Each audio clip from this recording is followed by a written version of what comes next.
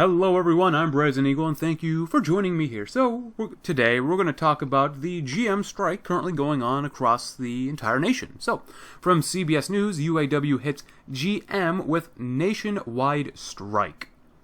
From Detroit, some 48,000 members of the UAW went on strike early Monday, walking off GM factory floors and setting up picket lines as their midnight strike deadline came and went. Workers shut down 33 manufacturing plants in 9 states across the U.S. as well as 22 parts distribution warehouses. It wasn't clear how long the walkout would last, with the union saying GM has budged little in months of talks, while GM said it made substantial offers including higher wages and factory investments. Talks were scheduled to resume at 10 a.m. EDT Monday. It's the first national strike by the union since a 2-day walkout in 2007 that had little impact on the company. GM workers joined striking Aramark employed janitors on the picket line Sunday night at a sprawling factory on the border between Detroit and the small town of Hamtramck. Worker Patty Thomas said she wasn't scheduled to picket but came out to support her colleagues at the car plant, which of course GM wants to close. She said workers gave up cost of living pay raises to help GM get through bankruptcy, and workers want some of that back now that the company is in the black. At least for now. Striking GM employees were joined on the picket lines by workers from Ford and Fiat Chrysler who are working under contract extensions. Night shift workers at an aluminum castings factory in Bedford, Indiana, that makes transmission casings and other parts, shut off their machines and headed for the exits, said Dave Green, a worker who transferred from the now-shuttered GM small car factory in Lordstown, Ohio. Green, a former local union president, said he agrees with the strike over wages, plant closures, and other issues. If we don't fight now, then when are we going to fight, he asked. This is not about us, it's about the future. Well, he's got to think about the greater global economy, too. Starting at midnight, the sounds of cheers and car horns filled the night air around GM's assembly plant in Fort Wayne, Indiana, reports the CBS affiliate there, Wayne TV, as passing motorists expressed support for the strikers. UAW Local 2209 members gathered at the plant exit with picket signs. There was a similar scene at the Parma, Ohio GM plant, reports CBS Cleveland affiliate WOIO TV. UAW Vice President Terry Deitz, the union's top GM negotiator, said a strike was a last resort but was needed because both sides were far apart in negotiating a new 4-year contract. The union, he said Saturday, doesn't take a strike lightly. We clearly understand the hardship that it may cause, he said. We are standing up for fair wages, we are standing up for affordable quality healthcare, we are standing up for our share of the profits. GM, however, said it is offering pay raises and $7 billion worth of U.S. factory investments that would result in 5,400 new positions, a minority of which would be filled by existing employees. GM wouldn't give a precise number. The company also said it offered higher profit sharing, nationally leading health benefits, and an $8,000 payment to each worker upon ratification of a new contract. Because public statements from both sides conflict, it's hard to tell how long the strike will last, says Kristen Zaczek, Vice President of Labor and Industry at the Center for Automotive Research, an industry think tank. The length depends on how far apart they really are and where the lines in the sands are drawn, she said. Analysts agree that a prolonged walkout could hurt the overall U.S. economy itself, is the major focus, of course, of the 2020 presidential race. President Trump is hoping the economy stays strong to boost his re-election bid. He tweeted on Sunday that the two sides should get together and make a deal. And of course, several major Democratic presidential hopefuls backed the UAW. Deitz said the union stood up for GM when they needed us most.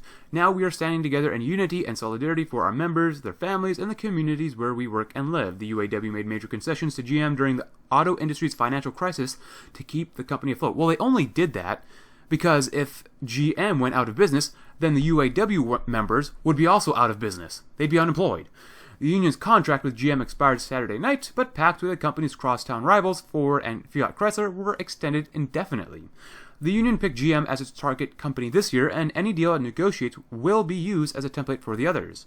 The UAW said GM was chosen because it's the most profitable of the three and because its plans to close 4 U.S. factories have angered union members. On Sunday, about 200 plant-level leaders voted unanimously to strike against GM if no deal could be reached by Sunday night. Before talks broke off, GM offered to build a new all-electric pickup truck at a factory in Detroit that is slated to close next year, according to a person who spoke to the Associated Press, on condition of anonymity. The person wasn't authorized to disclose details of the negotiations. The automaker also offered to open an electric vehicle battery plant in Lordstown, Ohio, where it has a huge factory that has already stopped making cars and will be closed. The new factory would be in addition to a proposal to make electric vehicles for a company called Workhorse, the person said.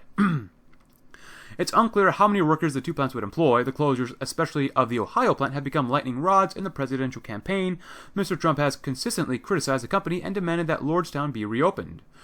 Ohio Congressman Tim Ryan represents Lordstown and is vying for the Democratic presidential nod, who I've never heard of before.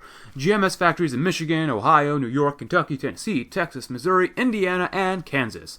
In addition to GM's U.S. vehicle and parts production, the walkout will probably stop the company from making vehicles in Canada and Mexico. That would mean fewer vehicles for consumers to choose from on dealer lots, and it would make it impossible to build specially ordered cars and trucks. Analysts at Cox Automotive said GM has enough vehicles on dealer lots to last about 77 days, so a little over 2 months, at the current sales pace. That's well above the industry average of 61. But supplies of the Chevrolet Tahoe and Suburban large SUVs, which generate big money for the company, are well below the industry average. The talks this year have been overshadowed by a growing federal corruption probe that snared a top union official on Thursday. Vance Pearson, head of a regional office based near St. Louis, was charged in an alleged scheme to embezzle union money and spend cash on premium liquor, golf clubs, cigars, and swanky stays in California. It's the same region that UAW President Gary Jones led before taking the union's top office last year. Jones himself has been touched by the investigation, leading some union members to call for him to step down, but he hasn't been charged, at least at this moment. This year's talks between the union and GM were tense from the start, largely because of GM's plan to close 4 U.S. factories, including the one in Hamtramck, as well as Lordstown and factories in Warren, Michigan, and near Baltimore. And here are the 4 major areas of disagreement. First, GM was making big money, $8 billion last year alone, and workers want a bigger slice. The union wants annual pay raises to guard against an economic downturn, but the company wants to pay lump sums tied to earnings. Automakers don't want higher fixed costs. I would say that by making big money, is that revenue or profit? Because that's a major difference if it's revenue versus profit. So I don't necessarily think that this is a good point to bring up unless you say revenue or profit. That's pretty important if you leave that out. Number 2, the union also wants new products for the 4 factories slated to close. GM currently has too much U.S. factory capacity, especially to build slower selling cars. Yeah, why would you want to build factories that don't sell as well? Number 3, the companies want to close the labor cost gap with workers at plants run by foreign automakers. GM pays $63 per hour in wages and all benefits, compared with $50 at the foreign-owned factories. GM's gap is the largest at $13 per hour, according to figures from the Center for Automotive Research. And number 4, union members have great health insurance plans, and workers pay about 4% of the cost. Employees at large firms nationwide pay about 34%, according to the Kaiser Family Foundation. Automakers would like to cut costs, and that's what businesses do. They like to cut costs and maximize profit. Anyways, so this was merely the first article that we have regarding this topic, but just concerning the strike overall, I would say that this is probably not a smart move. Yes, I understand that we all want to make more money, and it appears to some that corporations and CEOs and people like that, they make billions while the average worker makes very little in comparison. But we also have to remember that workers, regardless of profession really, across the world, we have insane competition. Like, it's nuts.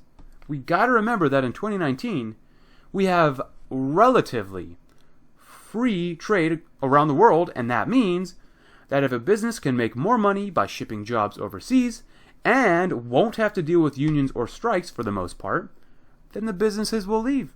Businesses, especially large corporations who don't really have a connection with the local community, are always after that eternal dollar. No, I don't necessarily like this, but we got to understand it at least. Now, on average, according to CBSNews.com here, the average worker, now this is the average, GM pays them about $63 per hour in wages as well as benefits. That's a lot of money. Now, of course, currently that's a lot more than my current occupation, but, regardless, that's $63 in wages and benefits. That's pretty good. And they get health insurance, too. Now, I understand that, where the workers live they might not necessarily live in a low cost of living area, but you know what? That's on them. You choose where to live. But now, like I said before, we have another article dealing with this strike. So, from Forbes.com, the UAW's nonsensical strike at GM hurts everyone. Now, why? That was the first question that entered my mind as UAW members walked out of GM plants beginning at just past midnight Monday morning. I have followed the auto industry in some fashion since 1992 and have seen many labor stoppages. In fact, according to the Detroit News, the UAW has implemented 21 labor stoppages against GM since 1994. Many of those were localized actions, though, and this is a system-wide walkout, the first since 2007. Again, though, it is very difficult to discern a one-sentence bumper sticker style reason for this walkout, to wit. No sentient human being could believe that GM's wages, estimated around $63 per hour, including all benefits, are not much more generous than those enjoyed by the average U.S. blue-collar worker. The UAW has extraordinarily generous healthcare plan, with workers covering 3 to 5% of their healthcare costs versus 30 to 35% for the average American worker. GM paid a almost $11,000 profit-sharing bonus to eligible workers in February and is now offering an $8,000 approval bonus to UAW workers to ratify the company's new contract proposal. In terms of job security, GM has even puzzlingly offered to produce electric pickup trucks and electric batteries in 2 of the 4 unallocated plants that have been the subject of so much discussion from President Trump to local unions. So while other strikes have been contested for healthcare, profit sharing, no plant closures, all of those issues have been largely resolved in prior confrontations. In my opinion, most of the past victories have gone to the union.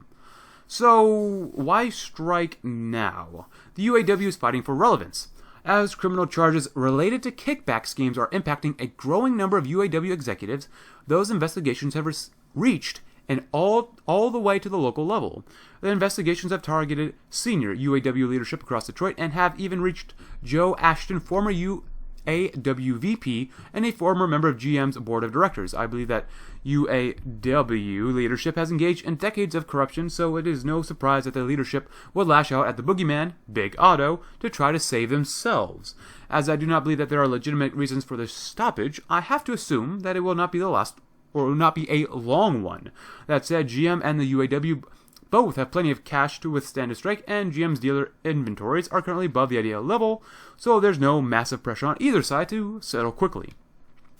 Is it possible that UAW is striking to just show that it can strike? Yes, it is, and yes, it's a very stupid reason to do so.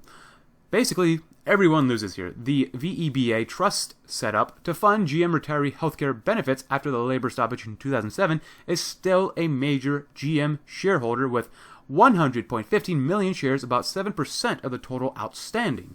Thus far in Monday's trading, GM stock has lost about $1.5 billion in market capitalization. That's a somewhat muted reaction, but again, I believe the market is pricing in a short strike. A long one would see GM shares back towards the 20s dollar mark, and both management and labor would be hurt by such a decline. Honestly, though, the complete lack of intellectual justification for the strike is yet another reason why the UAW lost the 20th century and the beginning of the 21st. This is why BMW and Daimler invested in South Carolina, Daimler in Alabama, VW and Nissan in Tennessee, Kia in Georgia, and I would even include Elon Musk and Tesla in Fremont, California. It is possible to make cars and profits in North America without the UAW's help. Nothing to do to destroy economic value at GM will change that. So, different opinion than CBS News to a degree, and it gives you a little bit more insight about what's really going on. But, with this article, it does spend a little bit more time, not a lot more time, but a little bit more time about the actual corruption that has gone on in the UAW for, I guess, apparently the past few decades, which, at least, I don't know about you, but for me, I didn't really ever hear about. So, that brings me to my next point. Yes, some people expect corporations to be evil and corrupt, and I'm sure some corporations totally are corrupt, but just because one side is corrupt doesn't mean the other side can't be either. Corporations are made up of people. Unions are made up of people. You know what the common denominator is? People. People can be corrupt when given positions of power. I don't like it, but we gotta at least understand that, who knows, maybe both sides are corrupt, maybe one side is corrupt, who knows? but it's very interesting to watch this go on. But in the meantime, if you're making $63 per hour, of course with all benefits included, and your wage, to strike when making that type of money and benefits in the current economy, it's just not a smart idea. If anything, this could be considered more of an incentive for GM to actually push for more vehicle plants in other parts of the country, or even put more vehicle plants in other nations across the world, because, like I said earlier, we have relatively global free trade. That ain't good for the native population worker. It just isn't. There are plenty of people across the world, including even just in the United States, that would work for GM for less than $63 per hour with benefits. I probably would. I definitely don't make nearly that much. There are people across this nation who would work for less than that. So striking now, at least for the common man, that doesn't make too much sense. Now I understand everyone wants to make more money, and perhaps that people there, the workers, maybe don't see too much wage growth, but in 2019, this just isn't a smart idea. Because the world seems to have an endless supply of labor and an incredibly limited number of jobs. But anyway, with that in mind, guys, thank you very much for watching. I'm Brazen Eagle, and I hope you have a great day.